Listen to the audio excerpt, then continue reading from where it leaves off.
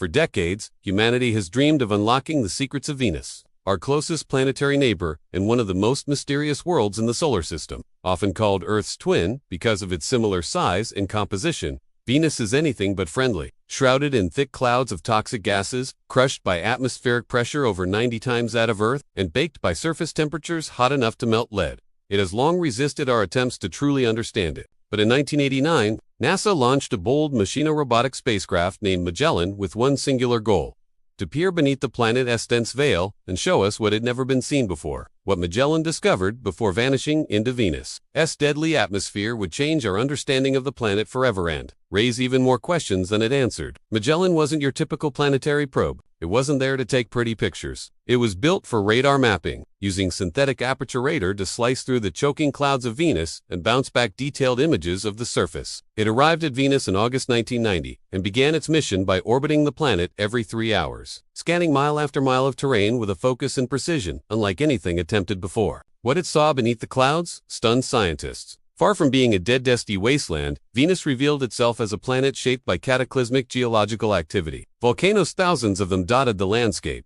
some stretching hundreds of kilometers wide. Immense lava plains, strange ring-shaped structures called core, and miles-long fractures suggested that Venus wasn't just geologically active in the past, it might still be alive today. One of the strangest things Magellan discovered was the almost total lack of impact craters. On most rocky planets, craters are everywhere, proof of billions of years of collisions with space debris. But Venus had surprisingly few, which hinted at something shocking.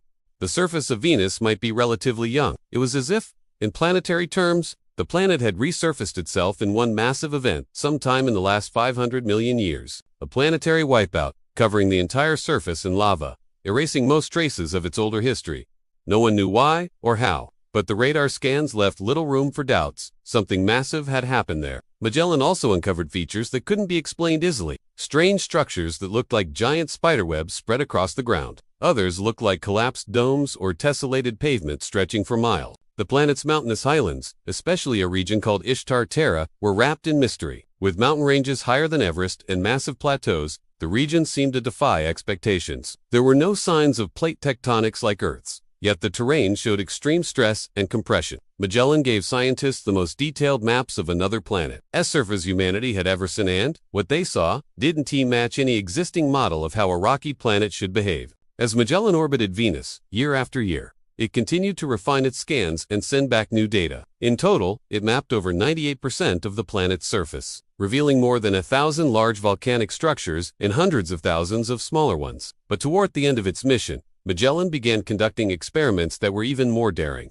In 1993, NASA lowered the spacecraft's orbit in a maneuver called aerobraking to see how Venus' upper atmosphere would affect a spacecraft's path, a move that would pave the way for future planetary missions. It survived the intense pressure and heat for a while, beaming back valuable data on atmospheric density and composition. But NASA knew its time was running out. Magellan was slowing down, its fuel was nearly gone, and Venus was pulling it closer. Rather than letting it drift into decay, NASA made the bold decision to end Magellan's mission with purpose. On October 12, 1994, the spacecraft was commanded to plunge into Venus's thick atmosphere, descending rapidly into the crushing depths. It had orbited for years. There were no cameras to capture its final moments, only instruments and the fading telemetry of a machine, diving into certain destruction. But, in those final orbits, just before the descent, Magellan continued to transmit data, scanning the clouds and upper atmosphere, sending back whispers from a world we still barely understand.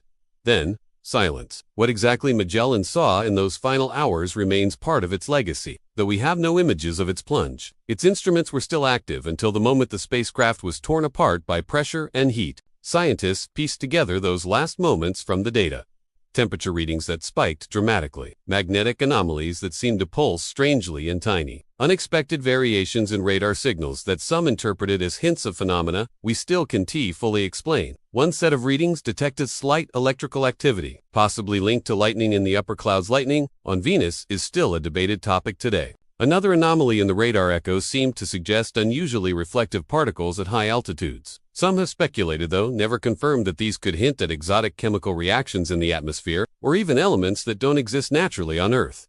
Magellan didn't just map Venus, it changed how we look at alien worlds entirely. It showed us a planet that was once, perhaps, much more Earth-like, one that could have had oceans, a temperate climate, even the conditions for life. But something happened to Venus. a runaway greenhouse effect, powered by carbon dioxide and sulfuric acid, turned it into the hellscape it is today. Magellan gave us the best evidence yet of what happens when a planet's atmosphere spirals out of control. A cautionary tale, etched into the radar maps it left behind. Even now, decades later, Magellan's legacy haunts and inspires planetary scientists. New missions are being planned to return to Venus, armed with far more powerful tools and high-resolution imaging systems. NASA's upcoming Veritas mission and the European Space Agency's vision will build directly on what Magellan began trying to answer the questions it couldn't. What is happening inside Venus today? Is it still volcanically active? Could anything survive in the upper atmosphere? Or perhaps more disturbingly, what else is down there that we haven't seen yet? Because here's the thing. Magellan gave us 30,000 images of the planet's surface, but each image raised more questions than it answered. We know more about distant moons and faraway galaxies than we do about the surface of Venus, and every time we return to those radar maps, we find strange shapes, unexplained anomalies, patterns that hint at geologic behaviors we've never seen before. Some are quick to dismiss them, others aren't so sure. And then there are the final radar returns from Magellan. The last ones transmitted before the spacecraft vanished forever into the fire and pressure of Venus.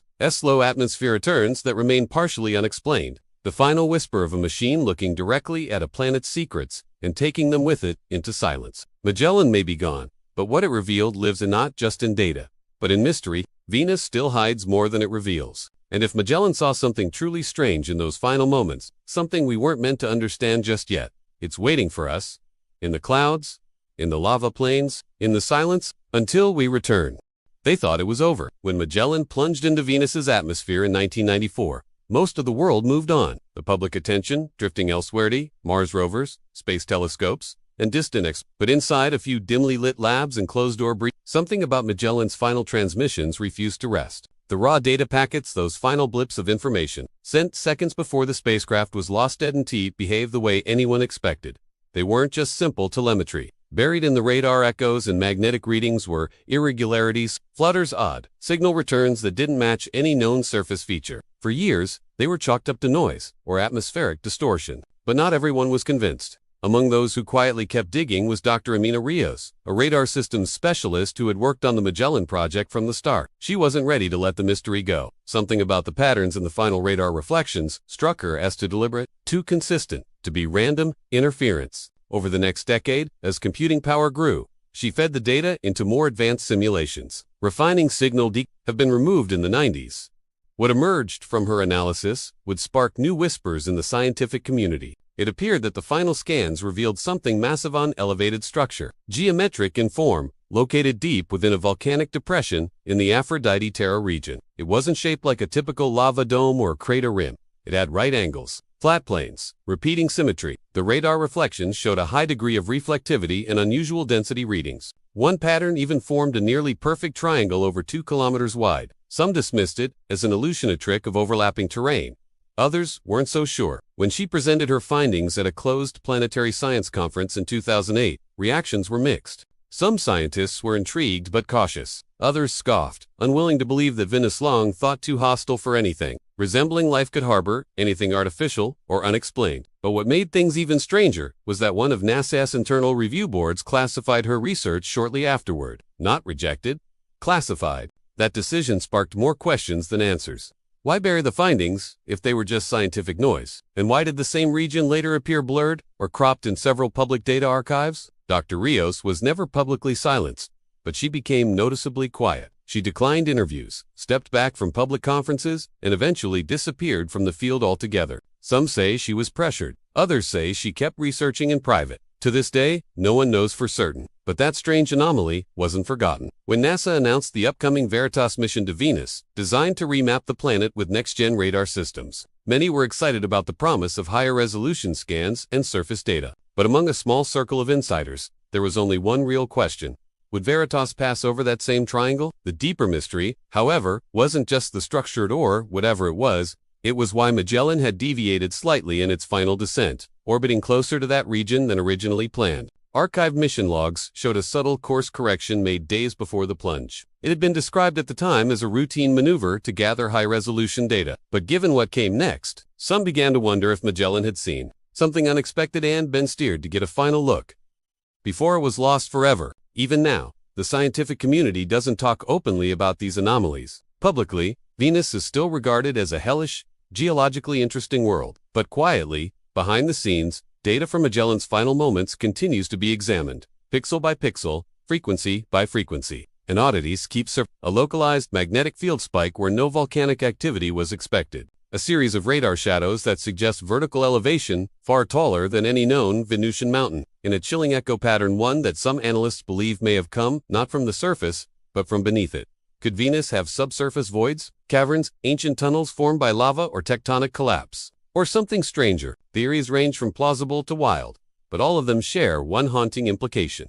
We still don't know what's under those clouds. Venus could be hiding more than just the scars of volcanoes and lava flows. It could be concealing secrets as old as the solar system, remnants of a past we never imagined, or signs of something that evolved differently and long ago. For now, we wait. Veritas, Envision, and other missions will bring fresh eyes to Venus in the next decade. They'll target places Magellan could only guess.